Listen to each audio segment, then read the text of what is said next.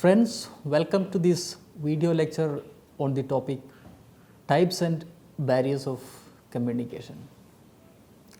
I hope you are enjoying this course on selection and integration of technology in the educational processes, where we are discussing about the various technologies and ICTs which you can integrate in the different modes of education such as face-to-face education, open distance learning, online learning and blended learning. Now in the previous two lectures we have discussed about the concept of communication, the components of communication and the process of communication. And I had also given some ideas about the technologies or ICTs which we can use in different modes of education. Now in this video we will be discussing about the different types of communication and the factors which affect, which hamper the communication which happens in the classroom. So to start with, I would like to recollect the concept of communication which we have discussed, and we have discussed that, and you may be remembering, we have discussed communication as, we have defined communication as the exchange of or sharing of information between two individuals or a group of individuals. One of the simplest basic definition which we can give for communication. Now I would request you to think of the communication, the different types of communication which happens in a classroom situation. Say for example, as a teacher I am teaching to a group of 50 students. So I will be teaching them some concept, I will be asking them to engage in some discussions, I will be giving them some assignments. So many such things happen in the classroom. And before teaching, before I undertake the teaching session, I may be preparing the lesson plan also. So while preparing the lesson plan, I may be thinking of something in mind, the way the content, the way the concept is to be taught to the students, the activities to be given to the students, and how I should manage the classroom teaching learning activities. So I may be thinking of many activities in my mind. This is one thing. The second thing is, now when I am engaging in the teaching learning process and when I am making any verbal communication, see, I will be sometimes nodding my head, I will be sometimes maybe laughing, I may be making use of my hand the way I do now, right now. So when I speak in the classroom, when I give a verbal lecture, when I give a lecture in the classroom, I make use of my body parts too. So friends, in general, this is how when somebody communicates, when somebody talks to another individual, they speak at the same time they also make use of their body parts. So accordingly, the way the message is conveyed, according to the type, the way message is conveyed, we can have two types of communication. One is the verbal communication, and the second category, the second type is non-verbal communication. So in broad, we have two types of communication, one the verbal communication and the other is non-verbal communication. And most of the teachers, when we communicate, we make use of both these types of communication. Now we will see in detail what is verbal communication, the different types of verbal communication, both in verbal and non-verbal category. When we talk about the verbal communication, it is saying that verbal communication is the expression of ideas with the help of speech, sounds or written symbols combined into words and words into sentences that could effectively convey meaning. Maybe this is one of the definition we can give for verbal communication. What does it say? See, this is nothing but you are conveying the message, you are sharing the message, information with the help of speech sounds, where you will see the written symbols will be combined into words and words will be combined into sentences, and that is what is happening in this video lecture also.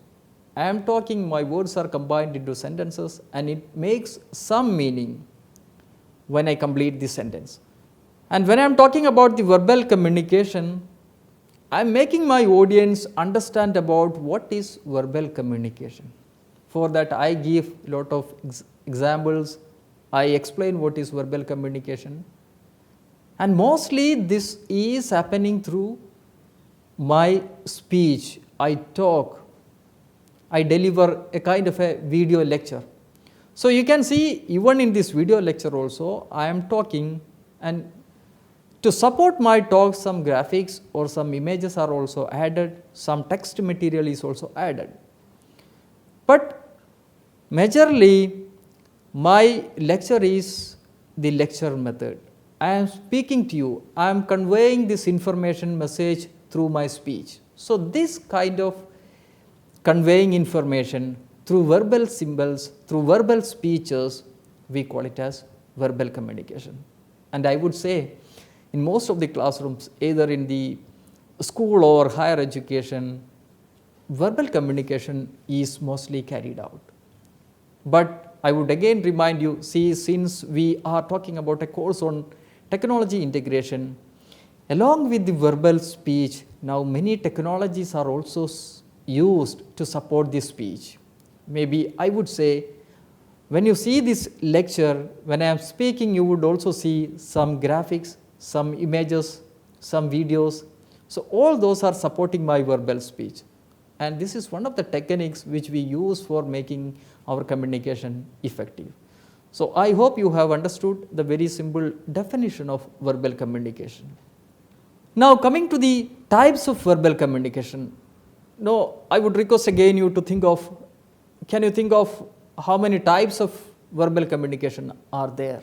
See, there are two types, one is oral communication and the other is written communication. What is oral communication? As I said, oral communication involves conveying the message verbally. So very simple, when a teacher teaches her students through verbal lecturing, through speeches, by speaking, then all these are verbal communication, because most of the time the teacher is talking in the classroom to convey the subject knowledge, the content knowledge. Now what about the second category, which is written communication? Written communication involves conveying message through written symbols such as notices, reports, memos, circular, email, memoranda, manual, handbook, there can have many textbook even. See, a subject knowledge, a content knowledge is conveyed by writing the textbook. The subject knowledge, the students understands the subject knowledge by reading the textbook, some reference books. So there can have many written materials. So in written materials, the written text helps the student to get the meaning of the message, or simply we call it as information or the subject knowledge. So when an information is transmitted or shared in the form of text, we call it as written communication. In the form of written symbols, we call it as written communication. And we are very much aware that if we want to convey some information to the students, we write it in a paper and this will be displayed on the notice board.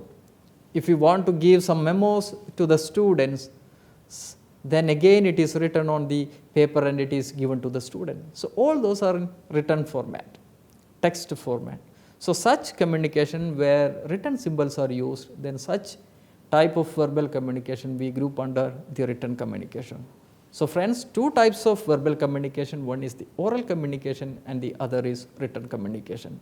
And both these communication styles are extensively used in the teaching learning process. And we will see how this has changed with the emergence of technologies, the oral communication and written communication. I have already given you a hint that while communicating in the classroom, a teacher makes of use of, a teacher makes use of various technologies, ICTs.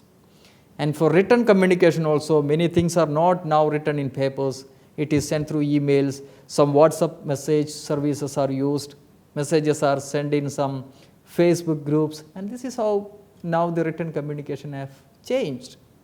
Now let us talk about the second type of communication, which is the non-verbal communication, and the definition says it involves conveying message without using words, either spoken or written, or else the communication between two or more persons through the use of facial expressions, postures, gestures, etc. is called non-verbal communication. Very easy, very simple that way. See, verbal communication is nothing but it is the speeches, the talks.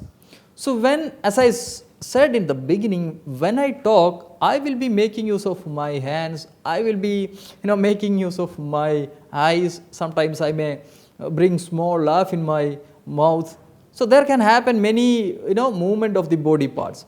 It is always accompanied, the verbal speech is always accompanied by such simple small body movements, and it should not be look very awkward. It should be in the at the minimal level, and it should come automatically. You should not make a deliberate attempt to make body movements.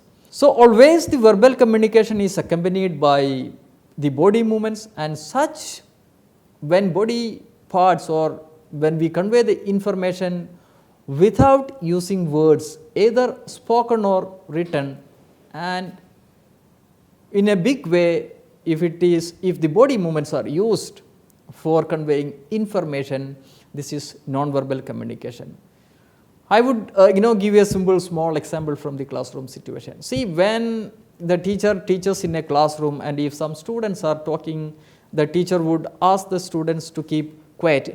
Putting a finger on the mouth itself conveys that the students need to sit quiet.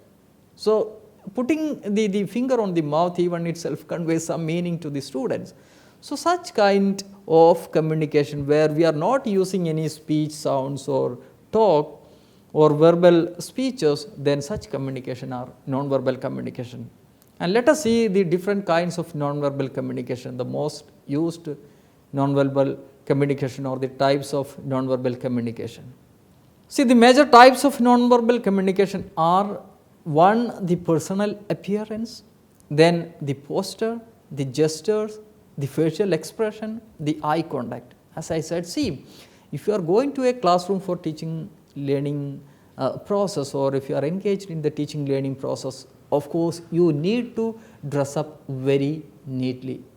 It should not be like you are going to some market where you are wearing very casual dress, because you are going to teach. So it should be properly dressed, it should be neatly managed, and you should maintain a good posture. So when you are engaging in the teaching learning process, you should not sit. Like sometimes we see people, like teachers sitting on the benches or desks also.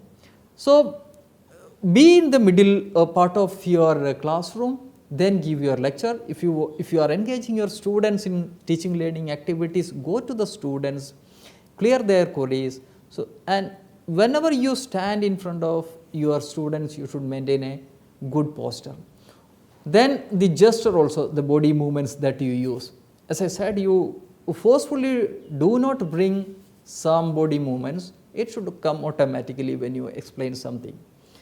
Then the facial expression also, very important. As I said, if you want to make your students sit quiet in the classroom, even during, your eye contact or your facial expression would work for that. You don't have to talk anything. So these are some of the types of non-verbal communication usually the teachers use in the classroom. Friends, I would also like to say both the type of communication, the verbal communication and non-verbal communication, is also important in the case of, like when you are making any digital teaching learning resources. As I said, again I would remind you, I would be quoting examples from the technology point of view, because this is something which would help you to understand the use of technology in the teaching learning process. So see, when you are preparing a video program, the way you sit, the way you talk, the way you convey information to the students, everything matters. It's not an easy job that way. You have to be properly dressed, you have to have the adequate content, this should be presented very beautifully, you should make your students interactive. So there are many such factors. So all those types of factors, maybe we can get a clue from the different kinds of communication. So when you are making such lectures, when you are making any audio program, when you prepare some graphical images, all this needs to be kept in mind, the different types of communication, and this plays a very important role when we prepare any digital teaching learning resources, especially like the one I was quoting, the video programs and all. Friends, now I would be shifting my discussion to a different type of communication. We have talked about the verbal and non-verbal communication, that is one type of categorization. There is another type of categorization where you will see 4 different types of communication. One is the intrapersonal communication, the second one is the interpersonal communication, group communication is the third, and mass communication is the fourth.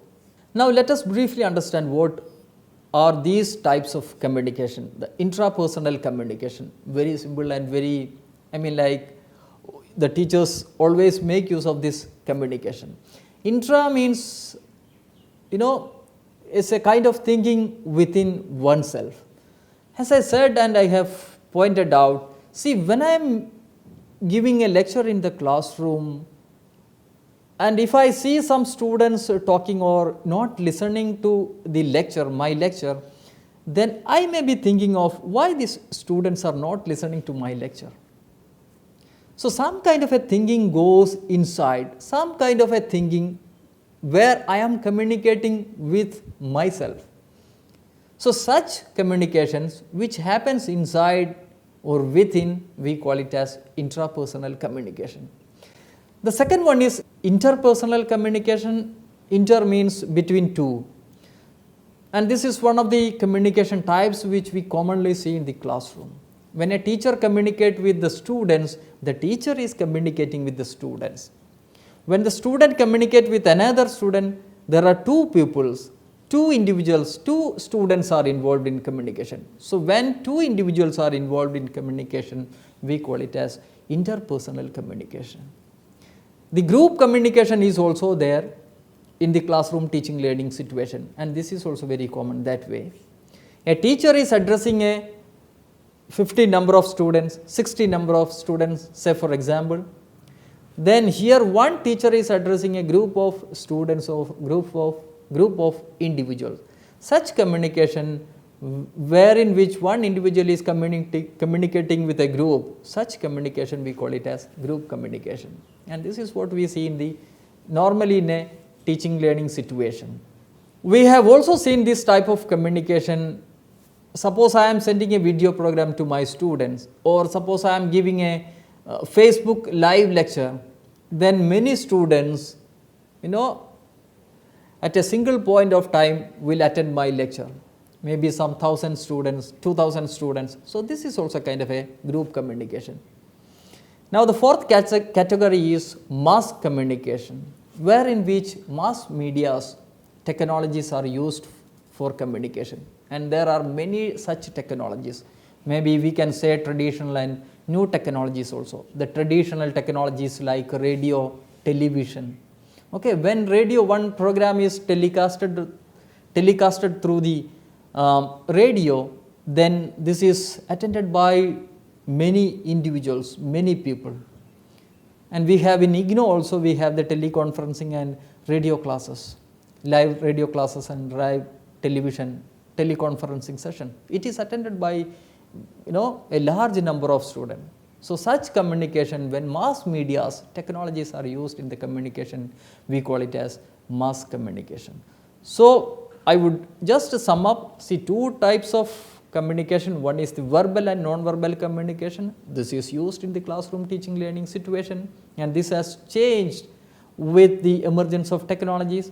Then the second category, the types of communication, where we have talked about the intrapersonal, interpersonal, group communication and mass communication. So, this is a second type of communication.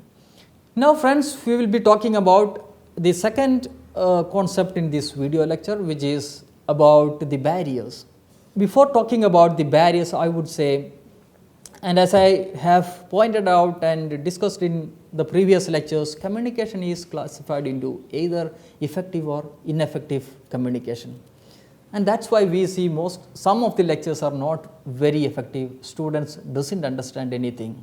As a teacher, if I have a concept to be taught to my students, and if I can meaningfully convey that concept to my students the way I was thinking of, then such communication we call it as effective communication.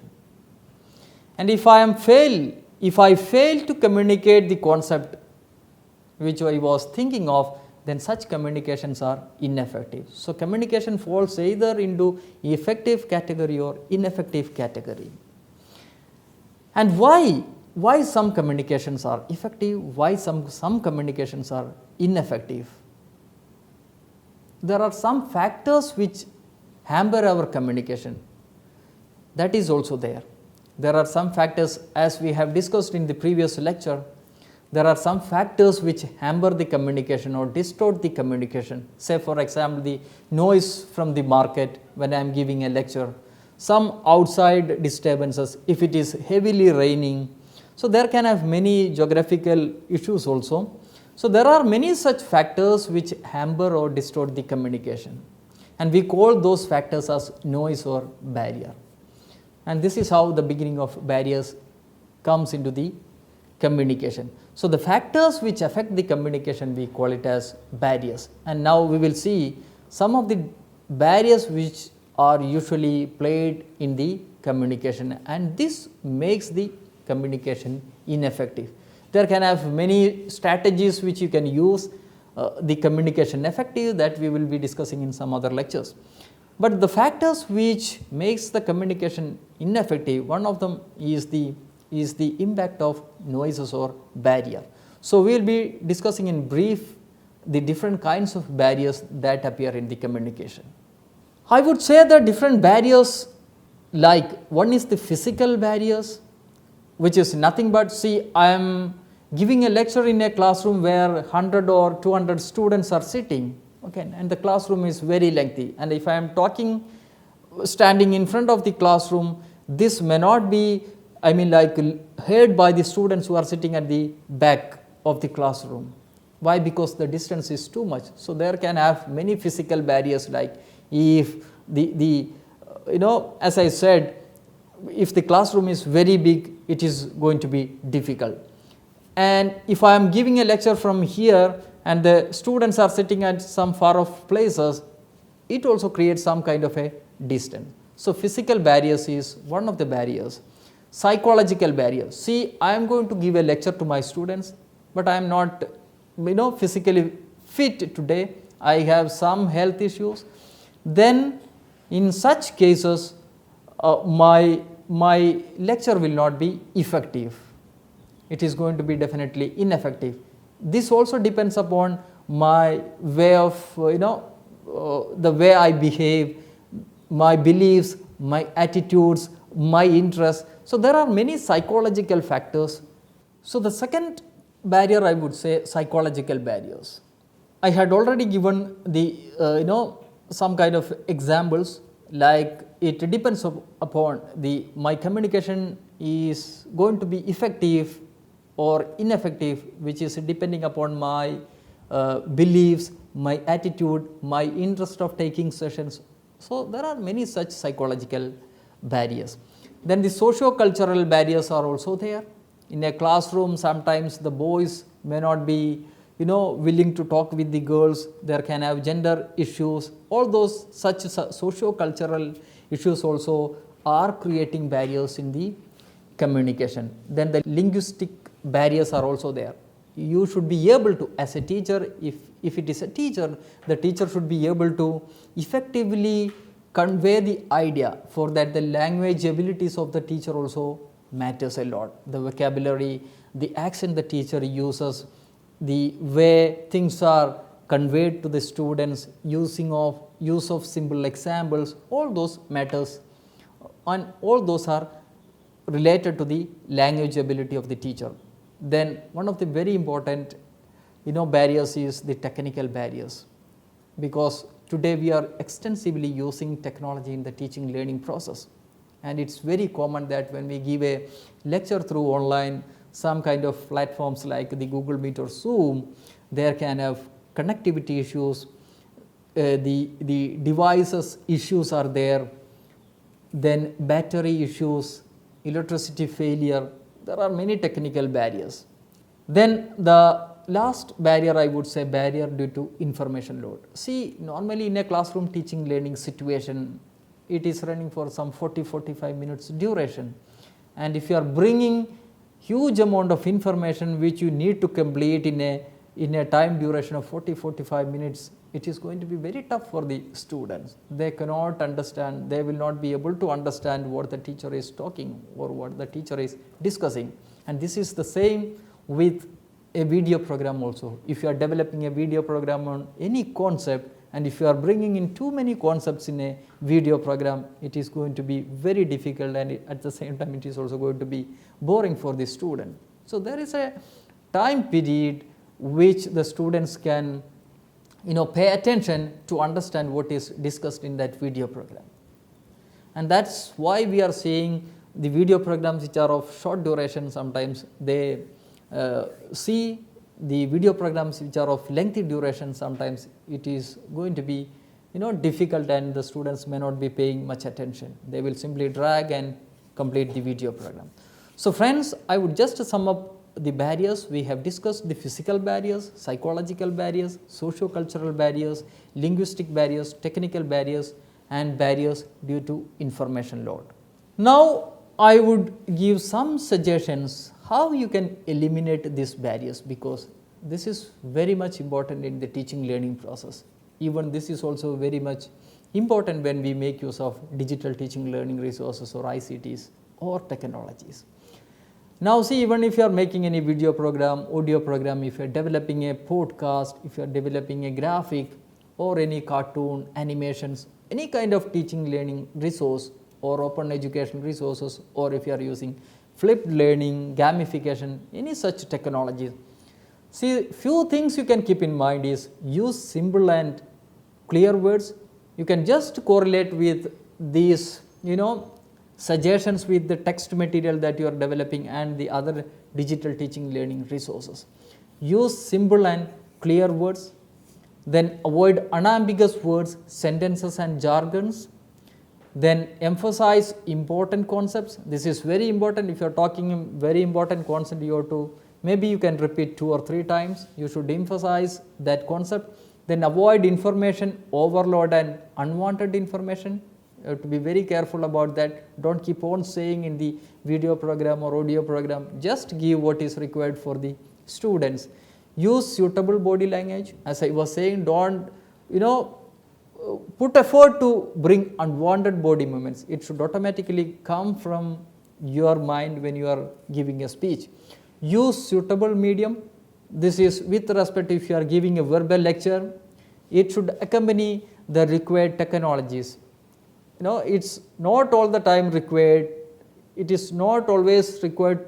It is not always, like you don't have to use the PowerPoint presentation in your lecture. You can use other technologies, open educational resources you can use. You can ask students to visit some website, graphics you can show.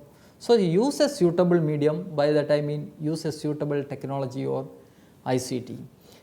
Then the last one is respect and understand the learner's emotions. This is also very important. When you give a lecture, when you take a classroom lecture, or when you are engaged in the teaching learning process, you should respect your students.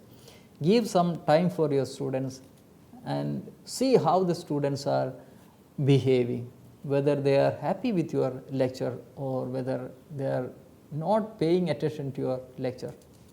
This should be always there. This is how you would make your communication effective. So friends, there are many barriers you may make use of some of these strategies for eliminating the barriers, and which ultimately would help you to make your communication very effective. I am just summing up this lecture. In this lecture, we have talked about the different types of communication: verbal, non-verbal communication, and the other classification: intrapersonal, interpersonal, mass communication, and group communication. And we have then discussed about the different barriers in the communication and some of the strategies which you can use for eliminating the barriers that are appearing in your communication. I hope you have understood this lecture. Thank you.